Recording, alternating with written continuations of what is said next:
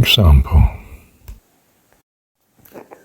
Look, it's epitomized by our medical system, isn't it? Our medical system does research into what's wrong. Illnesses. That seems a good idea. And tries to work out what is wrong. What's the nature of this illness? How can we treat it? And they do end up treating it in the wrong sense. They actually end up preserving it. For instance, we can get rid of the pain so you don't know you've got the illness. Well, that's not going to let you conquer it, is it?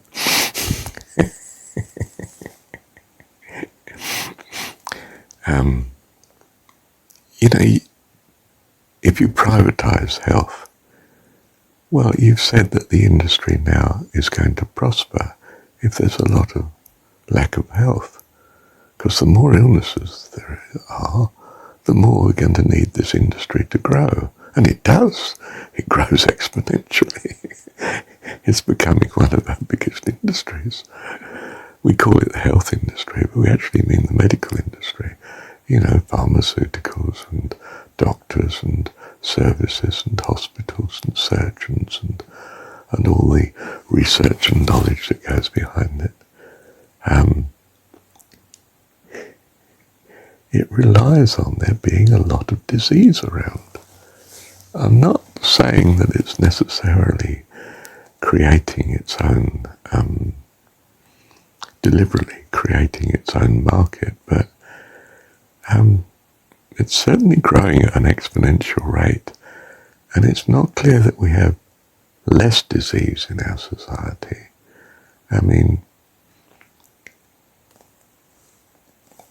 People are still going to die of something which we might think of as an illness, and we're just going to treat them as long as we can.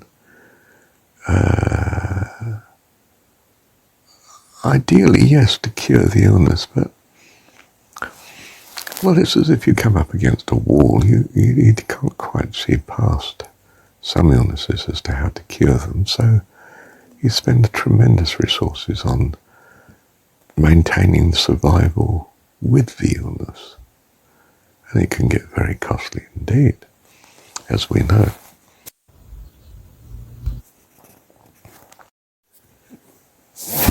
And the bizarre thing about alternative medicine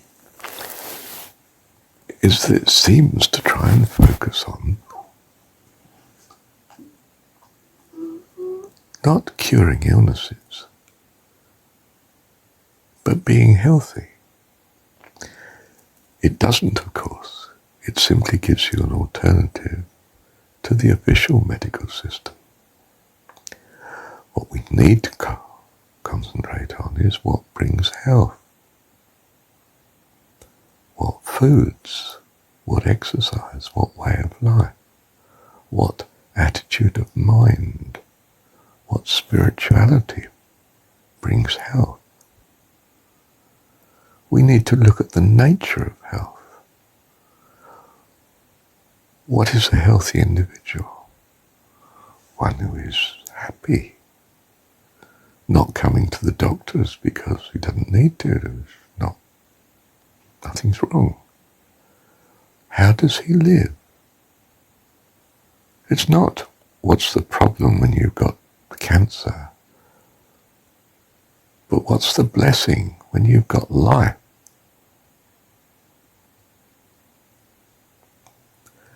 What supports life?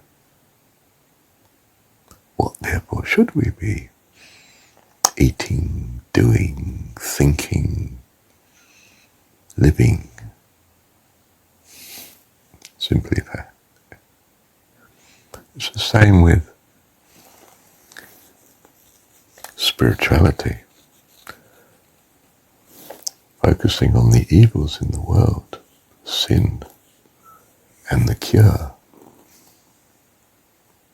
is not going to do it. I can cast out the demon today and he'll be back again next week. Because you don't know how to live life. If on the other hand you live your life differently, You value different things. You worship a different God, if you like. Not materialism, but a spiritual, loving God, say. A lovely God. A God that enshrines all that's good and lovely in your mind. And you will rise accordingly.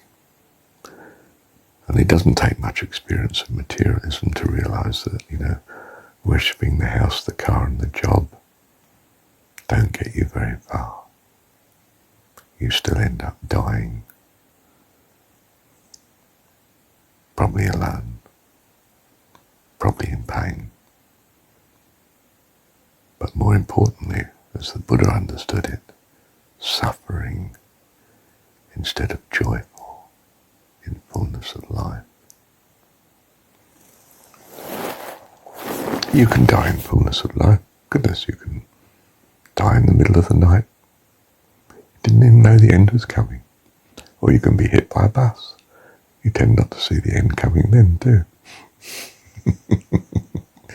Do we still have buses? Yeah, we do, don't we? Yeah, it's not some 20th century relic that's still with us on our roads. Amidst the traffic of the private car. Do you see the private car symbolises the loneliness of affluence? You don't meet anyone in your car, and you treat other people as passing cars to be dodged and not respected at all. Courtesy on the road is not quite what it should be, is it?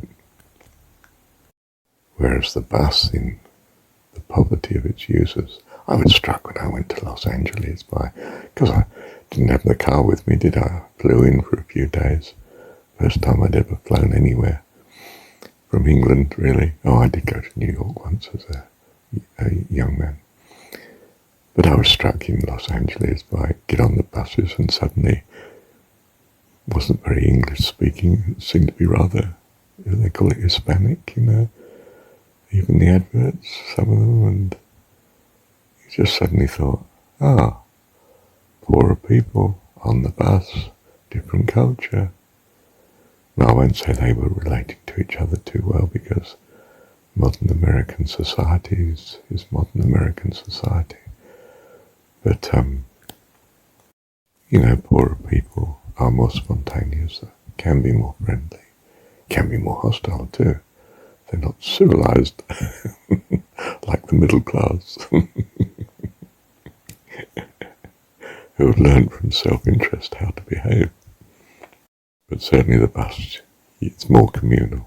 You do see people, you do meet people, you relate person to person, even if it's ignoring each other, compared to being in the car and ignoring the humanity that's somewhere in there driving it.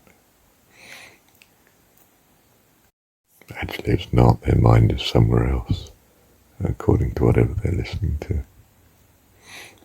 So coming back to it, I had to rescue, when I was recording the one that I've entitled Doom, when I was making that recording, I had to rescue it as I was working through in shifting it onto the solution, not the problem. It's the solution that counts, and it's very simple.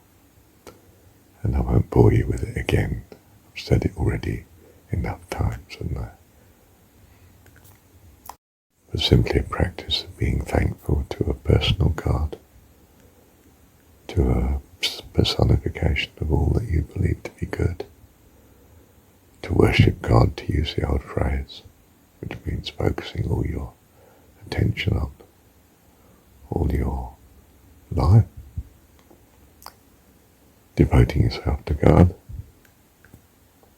by very simply being thankful to Him as continuously as you can be. And you'll see how it transforms your life. Thank you, Heavenly Father. Can't believe how long this recording is too.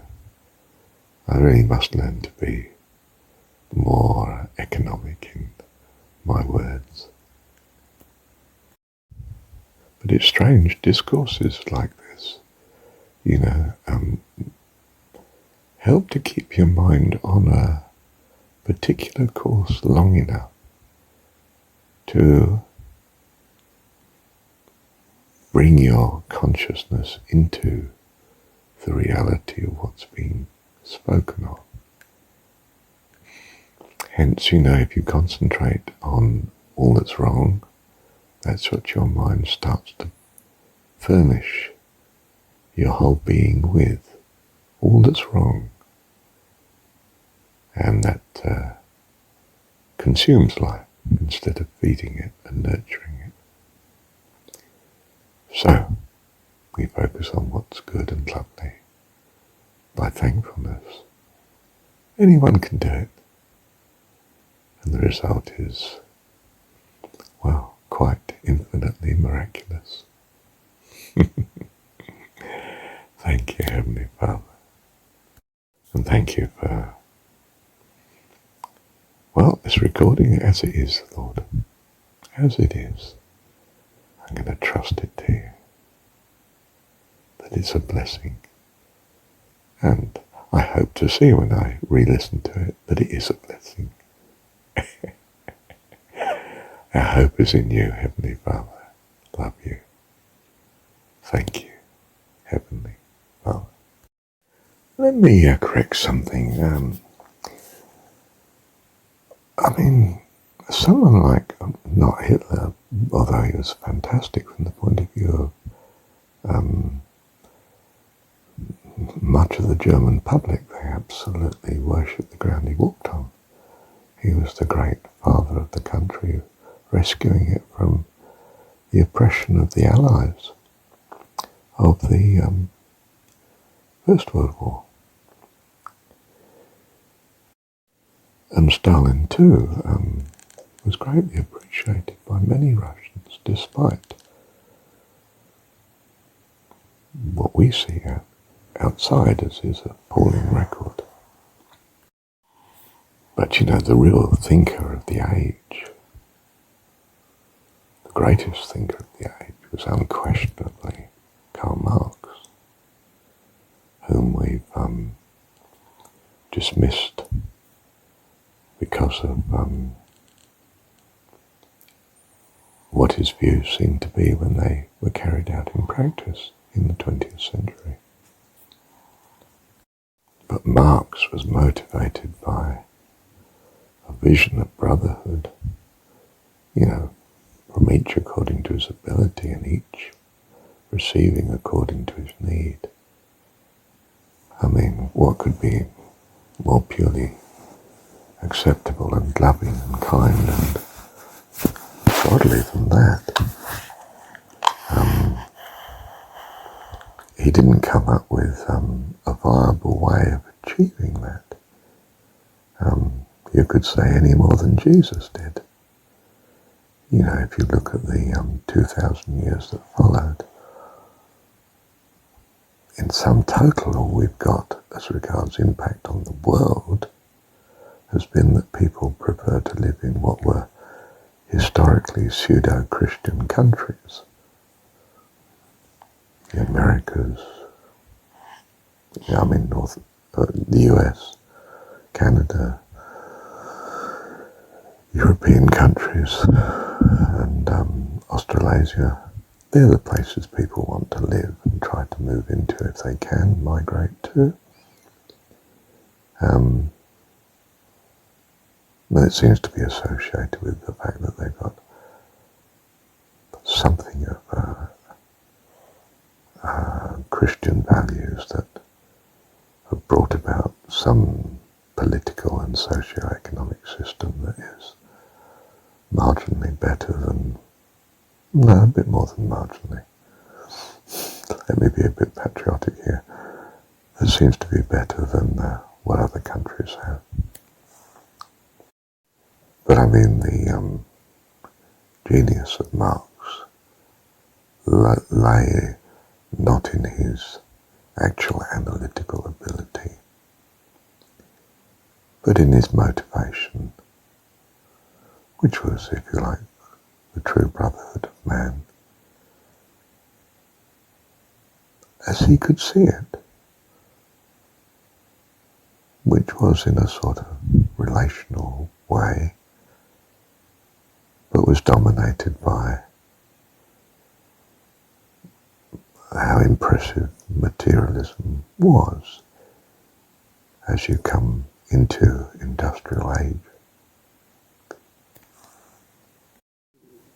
In this sense, he was an economist, you see. He was concerned with how resources are being allocated, and in particular how the product of labour was being allocated unfairly from the slave's point of view, in that he was producing but not receiving the full benefit. In the economic system, his wages were not equal to what he was contributing to society, that somehow it's being milked off. And all credit to Carl's ability to analyse where the problem lay, and that even the capitalist himself was a victim of the competitive market. He could do no other and survive. It was a sort of view of that competition was real out there, and the development of Marxism, of course, woke up to the fact that it's not a competitive world at all, but a world in which firms very much seek some sort of monopolistic power and ability to extract profits in an ongoing way, which of course is not to the benefit of society either. Not only now exploits the worker, but exploits the consumer as well, which is of course, well, in large measure the workers,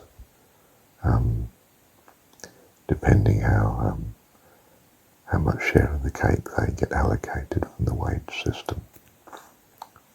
But Marx has his towering strength comes from an overview and an understanding of the dilemma, the problem, and some vision concerning values, what should be kind and what is exploitation and so on. And, well, his towering strength is greatly undermined by the continuing devotion to capitalism that has developed through into our present century, buttressed by an experience of communism in practice that was easily hijacked by the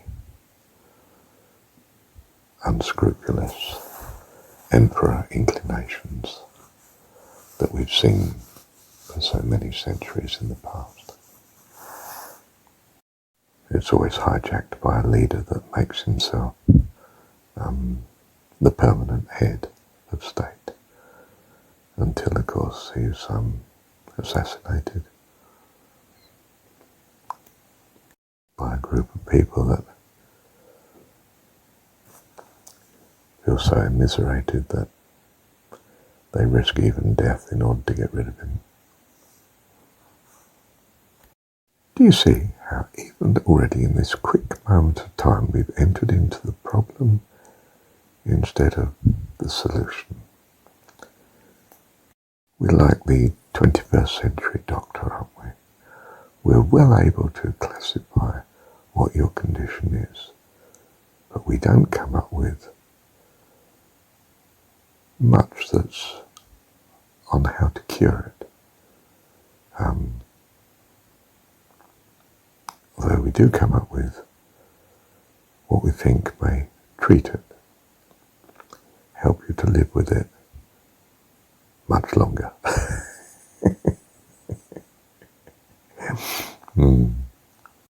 Not too much longer. Seems that most medical patients are terminal in some sense, by some degree. Well, I had to stop here. All I can say is that although I haven't highlighted just how effective the answer is, in hindsight of having recorded the next couple of recordings, I think I've got the answer. See what you think. Thank you, Dan. I would like to add that in the case of the medical industry,